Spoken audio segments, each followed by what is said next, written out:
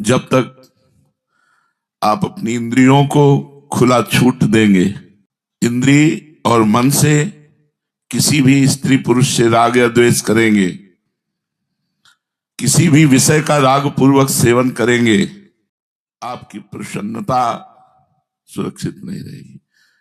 जब तक आप अपनी इंद्रियों को खुला छूट देंगे, वश में नहीं करेंगे, इंद्रिय और मन से राग द्वेष किसी से करेंगे। राग होता है अनुकूलता में और द्वेष होता है प्रतिकूलता में।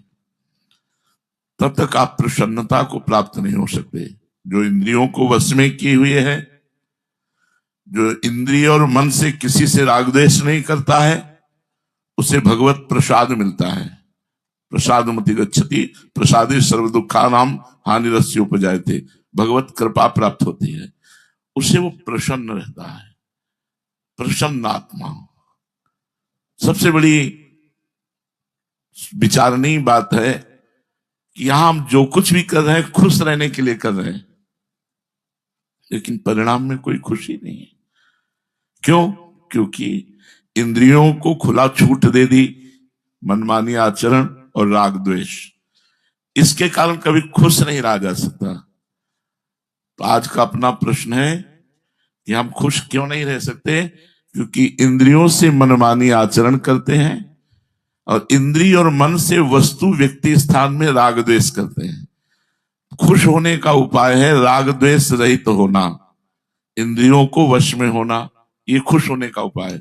और हर समय चिंता शोक जलन, जब तक मनुष्य राग द्वेष के वश में है, जब तक मन इंद्रियों का गुलाम है, तब तक उसके शरीर इंद्रिय और मन से ऐसे कार्य होते ही रहेंगे जिससे वो कभी खुश नहीं रह पाएगा, उसका पतन हो जाएगा। यदि भगवान से नहीं जुड़ा गया तो मन और इंद्रियों से राग या द्वेष पूर्वक किया गया कार्य हमें सुख प्रदान नहीं कर सकता, शांति प्रदान नहीं कर सकता। वो क्लेश ही क्लेश, अशांति ही अशांति प्रदान करेगा। विषयों में जो आसक्त है उसमें सबसे ज्यादा आसक्ति प्रारंभ होती है जिह्वा से। हमारा पतन सबसे ज्यादा जिह्वा से होता है। गुरुपाक भोजन, गुरुपाक भोजन कहते हैं गरिष्ठ भोजन को। पकवान, चटपटा, विविध प्रकार का स्वादिष्ट। साधक को स्वादिष्ट भोजन नहीं पाना चाहिए। अब बताओ कैसे खुश रहोगे? दूसरा बढ़िया चटनी लगा के समोसा और ये चटनी लगा या सूखी रोटी, कैसे खुश होती? आत्म प्रसन्नता, आत्म प्रसन्नता वो भागवतिक होती है। कैसे संभालो अपनी जबान को? अच्छे अच्छे पदार्थों के पाने से संभालो। राग पूर्वक पाया हुआ भोजन तमोगुण पैदा करता है, रजोगुण पैदा करता है, उससे अशांति पैदा होती है, बेमतलब अशांति होती है। या खुश कैसे रहना है? पहले जिह्वा को संभालो। अपनी जिह्वा के स्वाद से जो हम सुख लेना चाहते हैं, यही हमारे दुख का कारण होता है। हमारा भजन नीरस हो जाता है जब हम भोजन में सरसता। बहुत संयम की जरूरत है भोजन के समय। पूरे 24 घंटे में साधना का पूरा श्रेय भोजन को जाता है। अगर भोजन सही हो तो भजन बहुत सुंदर होता है और प्रसन्नता रहती है। सतोगुण भोजन और राग रहित पाया हुआ भोजन। सतोगुण में राग होगा ही नहीं। जैसे उबली हुई दाल है, छौंक भी ना लगी हो, और रोटी है, उबली हुई सब्जी है, किसका राग होगा इसमें? भूख केवल मिटेगी, ज्यादा पा नहीं सकते। वजन नहीं बढ़ेगा, भजन बढ़ेगा इसमें। लेकिन आप स्वादिष्ट भोजन देखकर कैसा आपका मन होता है? ये जो जिह्वा का स्वाद है, यद्यपि बड़ा कठिन है त्यागना, पर त्यागा जा सकता है। साधारण भोजन पाए, सात्विक भोजन पाए, राग पूर्वक भोजन न पाए। अभी देखो मन भाग पड़ेगा भगवान की तरफ, अभी भाग पड़ेगा। जो मन हमारा भाग नहीं पाता उसका कारण है हम उसको खुराक दे रहे हैं। मीठा 25-50 ग्राम से ज्यादा नहीं होना चाहिए 24 घंटे में। 25-50 ग्राम पर्याप्त है, नहीं तो शुगर के लिए तैयार रहिए। 24 घंटे में 1 गुलाब जामुन काफी है, या 50 ग्राम चीनी काफी है। ये जो घृत है, अगर ये अधिक जाएगा, आपका शरीर व्यायाम नहीं करता तो आपके ब्लॉकेज हो जाएंगे, दिल के नसें ब्लॉकेज हो जाएंगी, लीवर में भारीपन आ जाएगा, लीवर फैटी लीवर हो जाएगा, आप परेशान हो जाएंगे। खुश कहां रहेंगे? क्या इस तरह के भोजन से आप खुश रहेंगे? तो पहले भोजन को सुधारिए, सात्विक भोजन। बड़ा आनंद आता है जब 4 रोटी थोड़ा सा नमक लेकर के वैसे, या थोड़ा सा दाल पा लीजिए, फिर आप देखिए शाम मन भजन। पर वो पानी के लिए मन तैयार नहीं, उसको 14 सब्जी चाहिए, नाना प्रकार की सामग्री चाहिए। और रोटी दाल से ही नहीं, अगर पूछो तो ये जो मांगे हैं इसको रोकिए प्रभु, तो भजन में चित्त लगे, तो मन खुश रहे। हम आपको कहते हैं आत्म प्रसन्नता से बढ़कर कुछ नहीं है।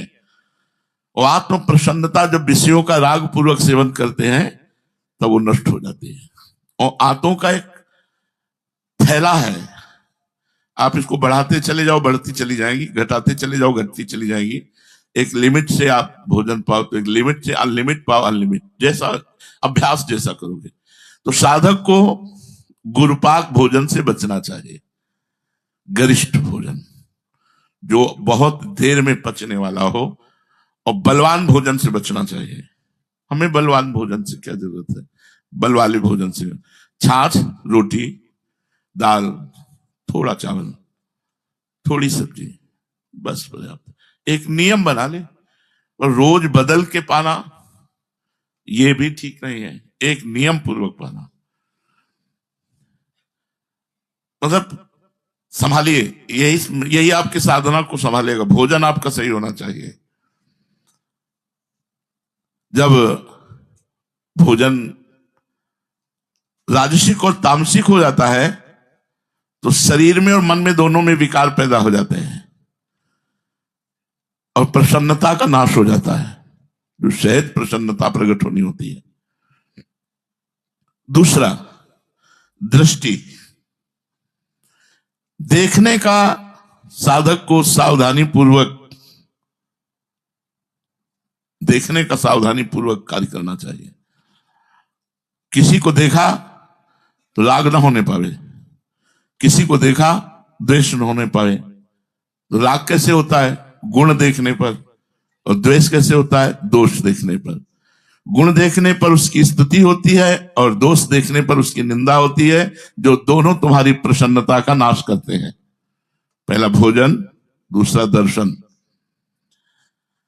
यदि हम किसी की निंदा करेंगे तो हमारे सारे पुण्य नष्ट हो जाएंगे और पाप बढ़ेंगे। किसी में दोष दर्शन करेंगे, वो दोष हमारे अंदर आ जाएगा। किसी में गुण दर्शन करेंगे, उससे हमारा राग हो जाएगा, तो भगवान का भजन छूट जाएगा। उस व्यक्ति का चिंतन होगा। राग और द्वेष दोनों को छोड़ना है। राग द्वेष दोनों छोड़िए, खोजिए पद निर्वाण, नानक साहब ने कहा। राग द्वेष दोनों छोड़ना चाहिए। तो हम किसी व्यक्ति के गुण और दोष ना देखें। तात सुनो माया कृत गुण और दोष अनेक, गुणया उभय न देखी देखी सो अविवेक।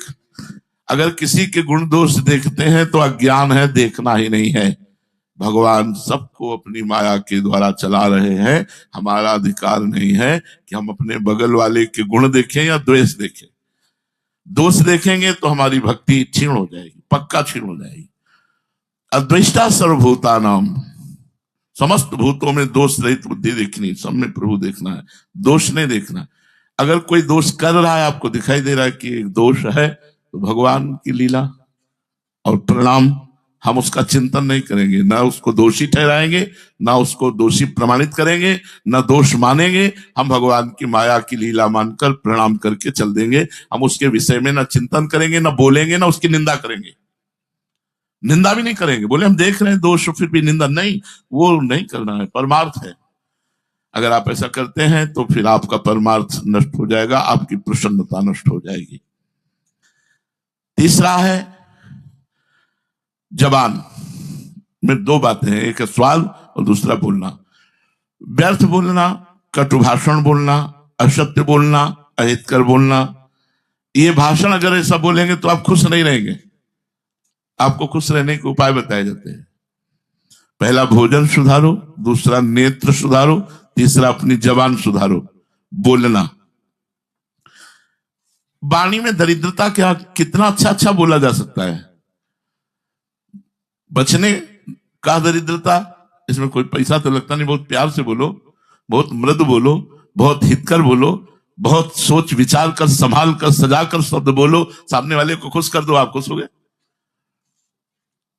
अगर आपने ऐसे कटुवचन बोले, व्यर्थ भाषण बोले, गंदी बात बोले, निंदा वाली बात बोले, अहितकर वाली बात बोले, तो आप खुश नहीं रहोगे, आपका हृदय जलने लगेगा। उसके फलस्वरूप आपकी प्रसन्नता का नाश हो जाएगा। चौथी बात, घर परिवार के सदस्यों से ममता नहीं करनी। नहीं, खुश कभी नहीं रह सकते। कितनी कठिन बात है, हर बात कठिन है खुश रहने के लिए, तभी उल्टा चाल चलता है मन। बोले घर परिवार में सब भरपूर है, सबसे प्यार है, सबसे मिल रहे, ममता है, बोले खुश नहीं रह पाओगे। बोले अखंड खुश रहने के लिए ममता रहित प्यार करो, क्योंकि कब कौन घटना घट जाए, कब कौन बिछुड़ जाए, कब कौन पधार जाए, कब कौन सी लीला भगवान की मृत्यु लोक में लीला है। इसलिए सबसे तटस्थ भूमिका, सेवा सबकी, ममता किसी से नहीं। सबकी ममता ताग बटोरी, मम पद मन बांध बटोरी। न घर में न परिवार में ममता।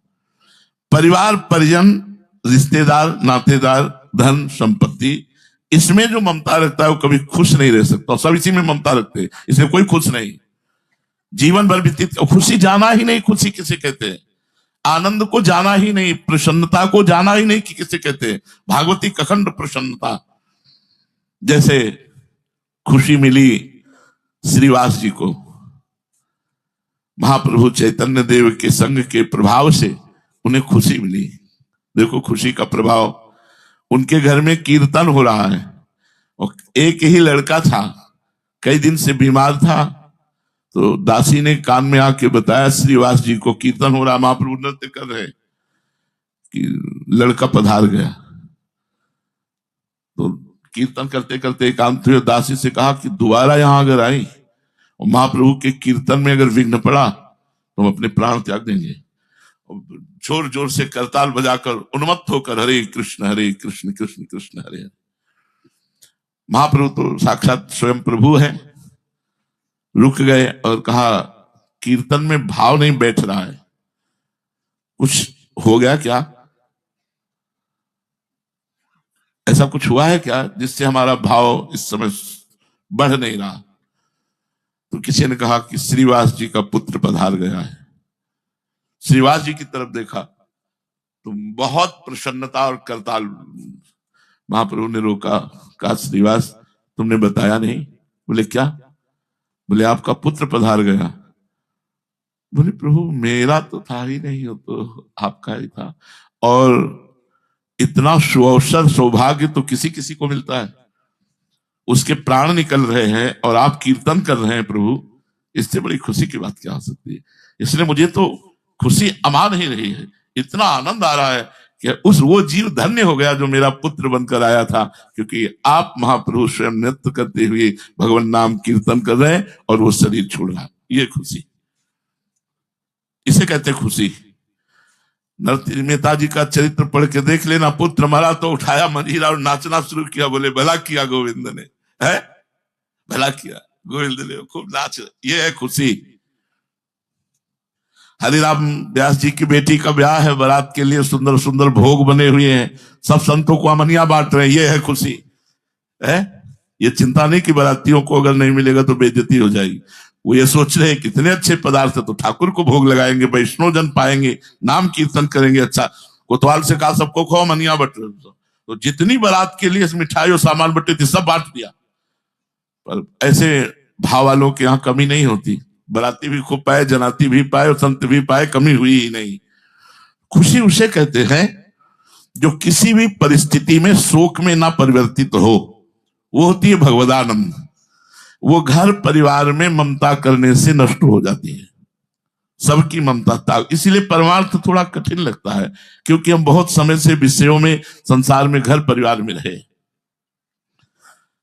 और सही पूछो तो जब डट के भजन करोगे ये सब अच्छे ही नहीं लगेंगे, इनसे अपनापन खत्म हो जाएगा। ये मेरे हैं ऐसी भावना ही खत्म हो जाएगी।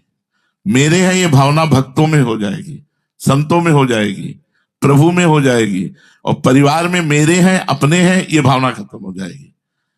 शांत गंभीर। देखो खुशी का एक और शेख ब्रजवासी बताते हैं कि एक हमारे पड़ोस में भजन करने वाले ब्रजवासी थे, उनका लड़का मथुरा गया, एक्सीडेंट हुआ, पधार गया, और वो सुबह से 8 बजे तक भजन करते थे। तो 5-6 बजे की घटना होगी तो उनके पास सूचना आई लड़का पधार गया। तो उनका पधार गया ना, बोले हाँ। तो बोले ले जाओ केसी घाट, हम 8 बजे आएंगे पूरा भजन करके। पधार तो गए, उसमें क्या है। ये है प्रसादेश्वर दुखा नाम हानि रस्यु पे जाते। पुत्र माला छूट जानी चाहिए, नहीं छूटी माला। 8 बजे तक भजन किया, भगवान को प्रणाम किया, गए, अंतिम संस्कार में सम्मिलित हो गए। राधे श्याम, कोई शोक नहीं। इसे खुशी कहते हैं कि बड़ी से बड़ी विपत्ति भी तुम्हारे हृदय को हिला न सके, शोक युक्त न कर सके। ये कब होगी?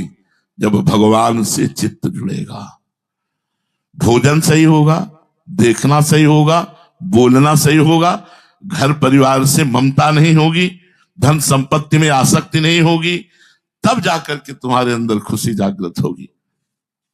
जो शरीर के आराम भोग आदि में राग करता है वो दुराचार करेगा, असत्य बोलेगा, अनाचार करेगा, वो नशा करेगा, कुसंग करेगा, कुप्रवृत्ति करेगा, और ये प्रमाद उसका सर्वनाश कर देगी। कभी वो खुशी जान ही नहीं पाएगा कि खुशी किसे कहते हैं। फिर सुनो, जो शरीर के आराम और भोग आदि में आसक्त है और चाहता मैं खुश हो जाऊं, तो वो नशा करेगा। नशे में खुशी, देखो क्या खुशी नशे में मिलती है। आप देख लेना, कभी ऐसे शराबी जन मिले जो ज्यादा पिए हों तो उनके देखना, उनकी हालत यही होती है, तो नाली में लौट रहे हैं या किसी ऐसी गंदी जगह पड़े हैं।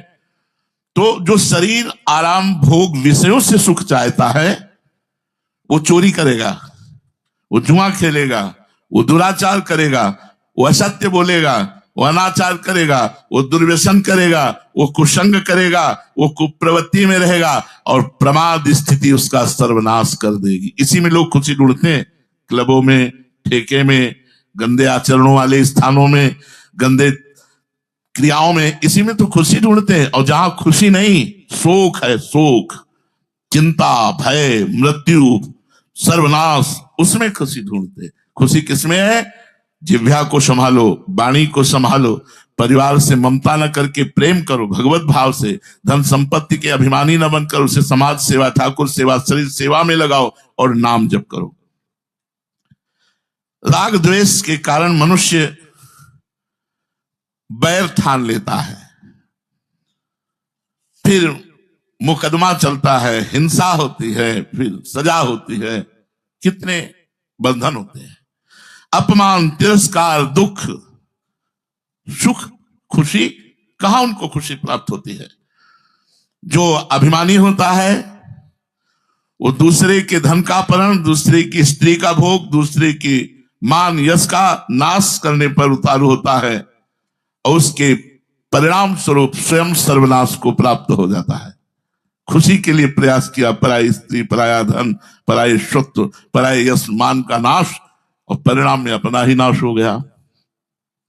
बुद्धिमान साधक वही है जो किसी भी वस्तु, व्यक्ति, स्थान से राग द्वेष नहीं करता, अपने मन और इंद्रियों को वश में रखकर निरंतर भगवान का भजन करता है। शरीर पवित्र होता है सेवा से, ध्यान दीजिए। जो आप ठाकुर सेवा कर रहे हैं, संत सेवा कर रहे हैं, इससे शरीर पवित्र होता है। गुरुजनों की सेवा, ठाकुर सेवा, समाज सेवा, संत सेवा, इससे आपके शरीर से जो पाप हुए हैं तो आपका शरीर निष्पाप पवित्र हो जाएगा। जिसको खुशी चाहिए उसको सेवा करनी चाहिए, सेवा से बहुत जल्दी खुशी प्राप्त होती है। आज तक हमें वो खुशी प्राप्त नहीं हुई जो गुरु जी की सेवा से प्राप्त होती थी। 3-4 घंटे सुबह, शाम के 2-3 घंटे पद और जो सेवा मिलती थी, वो खुशी हमें किसी साधना से नहीं प्राप्त हुई जो गुरु जी की सेवा से प्राप्त होती थी। जो पात्र मार्जन, वस्त्र मार्जन आदि की ये सब सेवाएं करके जब 11 बजे वहां से लौटते तो एक अपूर्व आनंद, सेवा में एक अपूर्व आनंद है। सेवा से बहुत जल्दी पाप नष्ट होते हैं। जिसको जो सेवा मिली उसको भार ना समझिएगा, उसे भगवान की कृपा समझिएगा। तो शरीर से प्राणी मात्र की सेवा, ठाकुर सेवा, संत सेवा, गुरुजनों की सेवा, इससे आपका शरीर पवित्र हो जाएगा। और वाणी से किसी को घबराहट, दुख, चिंता, शोक ना होने पावे ऐसी बात बोलो। सत्य, प्रिय, हितकर वचन बोलो। भगवान का नाम कीर्तन करो, भगवान की गुण लीला, धाम महिमा, भगवान के प्रेम की चर्चा करो, जब कीर्तन करो तो आपकी वाणी पवित्र हो जाएगी, तन और वचन। और जब भगवान का चिंतन करोगे आप, अब ये खास बात है, भगवत चिंतन करने मात्र से मन पवित्र होता है।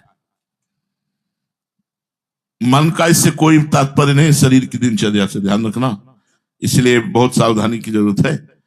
दिन भर आप भागवतिक कार्य करते रहिए, लेकिन अगर मन से आपका चिंतन नहीं हो रहा भागवतिक, तो तन पवित्र हो रहा है, वाणी सही बोल रहे तो वाणी पवित्र हो रही, लेकिन मन पवित्र नहीं होगा। मन गंदा चिंतन करेगा, मन गंदे आचरण की बात करेगा, मन गंदी क्रिया कराने की प्रेरणा करेगा। इसलिए मन को पवित्र करने के लिए भगवत चिंतन करना अत्यंत आवश्यकता है। सावई मना कृष्ण पदार विंदयो, भगवान के चरणों का आश्रय लेकर हर समय नाम जप करते रहना चाहिए। नाम जप करने से अंदर ही अंदर मन पवित्र होता है। इस प्रकार तन पवित्र, वचन पवित्र और मन पवित्र, तो आप निरंतर प्रसन्न रह सकते हैं। प्रश्न था हम संसार में कैसे खुश रह सकते हैं, तो ऐसे खुश रह सकते हैं, ये त्यागिए और ये कीजिए, तो आपका तन, वचन और मन जब पवित्र होगा तब प्रसन्नता आपको प्राप्त होगी। आपने प्रश्न किया, मैं बुरी आदतों को सुधार नहीं सकता, बहुत परेशान हूं, और पड़ोसी हमें बहुत सताया करते हैं, हमारे आसपास के जो है बहुत दुख देते हैं, बहुत प्रतिकूलता देते हैं, हमारा तिरस्कार करते हैं, हमारा कोई दोष ना होने पर वो हमें दोषी ठहराते हैं, हमें हर समय जलन होती रहती है। मैं बहुत दुखी हूं और घर के लोग भी कोई साथ नहीं दे रहे, मेरी हर एक बात का घर के लोग खंडन करते हैं, क्या करूं? एक ही रास्ता दिखाई दे रहा है, दोषों को छोड़ नहीं पा रहा, पड़ोसी लोग अपमान करते हैं, घर वाला कोई साथ नहीं देता, सब मेरी बात का खंडन करते हैं, मुझे दोषी ठहराते हैं, और मैं स्वयं दोष छोड़ नहीं पा रहा, क्या करूं? मेरे लिए कोई रास्ता नजर नहीं आ रहा। भाई चिंता न करो, ये आपका प्रश्न नहीं है, ये करोड़ों लोगों का प्रश्न है। ऐसे करोड़ों लोग हैं जो इस तरह की समस्या में फंसे हुए हैं। जगत के लाखों करोड़ों नर नारी ऐसे होंगे जो आपकी भांति दुखी हैं। कोई पिता से पटती नहीं तो किसी की पुत्र से नहीं तो किसी की पत्नी से, कहीं कहीं गुरु शिष्य में भी झगड़ा देखा गया, संप्रदाय में कलह देखी गई, नौकर मालिक में अनबन देखी गई, ये सब प्राय सारे जगत में ऐसा है। हमें लोग सताते हैं, हमारे में कोई दोष नहीं, ऐसा सोच करके बहुत दुखी हो जाना, ये सब अज्ञान जनित बात है। संसार में ऐसा कौन है जो समाज में खड़ा होकर भगवान को साक्षी करके कह दे कि हमसे आज तक कोई पाप नहीं हुआ, कोई गलती नहीं हुई? कोई नहीं है। भूमि परत भा ढावर पानी, तिम जीवहि माया लपटानी। जैसे आकाश से बूंद निर्मल गिरता है लेकिन पृथ्वी पे आते ही धूल धूसरित गंदा हो जाता है, ऐसे माँ के गर्भ से जब प्रकट होते हैं, फिर इसके बाद जैसे जैसे हमारी चेतना जागृत होती है तो कुछ शुभ कर्म और कुछ पाप कर्म सबसे बनते हैं। ये भूल सभी से होती है, परंतु अपनी भूल को देखने वाले बहुत कम हुआ करते हैं। अपनी भूल समझ में आ जाए तो दूसरों के द्वारा दिया हुआ दुख हमारे ऊपर कोई असर नहीं करेगा। हम सही हैं तो सब लोग हमारा बुरा करो, कुछ नहीं बिगड़ने वाला। जरूरत दूसरों को सुधारने की नहीं है, जरूरत अपने को सुधारने की है। आपको सोचना चाहिए कि सबसे बड़ा दोष आप में यह है कि आप कहते हैं हम में कोई दोष नहीं है और लोग मुझे सता रहे हैं। पहले आप देखिए आप में दोष है। आपको अपने स्वभाव को सुधार करने की जरूरत है। आपका स्वभाव ठीक नहीं है। दूसरों में दोष दर्शन, अपने में गुण दर्शन, ये देहाभिमान का लक्षण है। अगर आप सुधार की गुंजाइश रख पाए तो आप सब समस्याओं से बच सकते हैं। अपने को सुधारिए। आप में सबसे बड़ी कमी यह है कि आप छोटी सी बात को पहाड़ बना लेते हैं और उसे दुख बनाकर, मतलब व्यर्थ ओवर चिंतन करके, ओवर थिंकिंग, ज्यादा सोच करके, और उसे बहुत दुख। अरे जिस समय तुम दूसरे के विषय में सोच रहे हो उस समय आप भगवान का चिंतन क्यों नहीं करते? जिस समय आप दूसरे के कि ये आदमी हमको ये बोला, ये आदमी हमको तिरस्कार किया, या हमारी निंदा की, उस समय भगवान का चिंतन क्यों नहीं करते? उस समय नाम जप क्यों नहीं करते? सत्य मानिए,